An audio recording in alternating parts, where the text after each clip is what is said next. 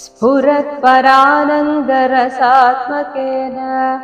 त्वया समासादितभोगलीलाः असीममानन्दभरं प्रपन्ना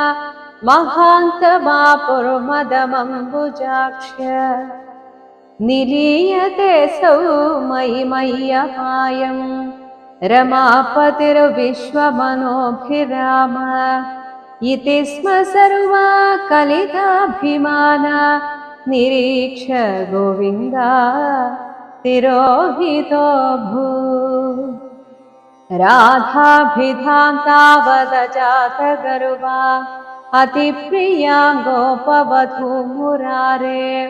भावानुपादाय गतो विदूरं तया सह स्वैरविहारकारे तिरोहिते त्वयि जाततापाः समं समेता कमलायताक्ष्य वने वने त्वां परिमार्गयन्त्यो विषादमापुर्भगवन्नपारम् हा चूता हा चम्पका कर्णिकारा हा मल्लिगे मालती बालवल्य किं वीक्षितो नो हृदये गच्छोर इत्यादित्तास्त्वत्प्रवणा विलेपु निरीक्षितोऽयं सखी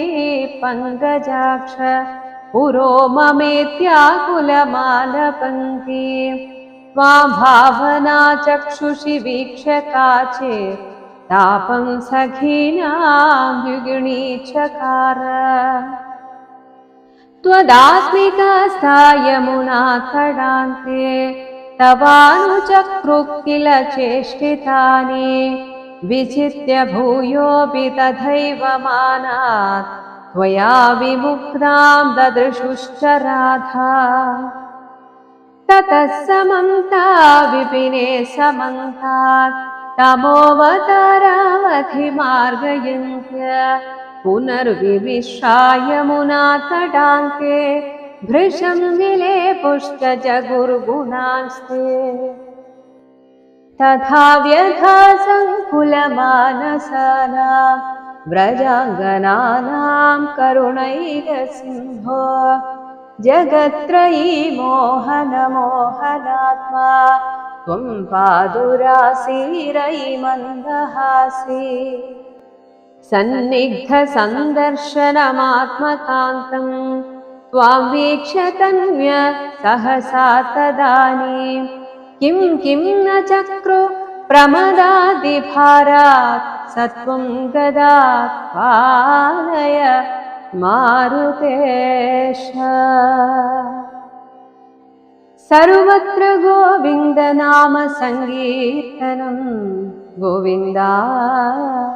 गोविन्दा।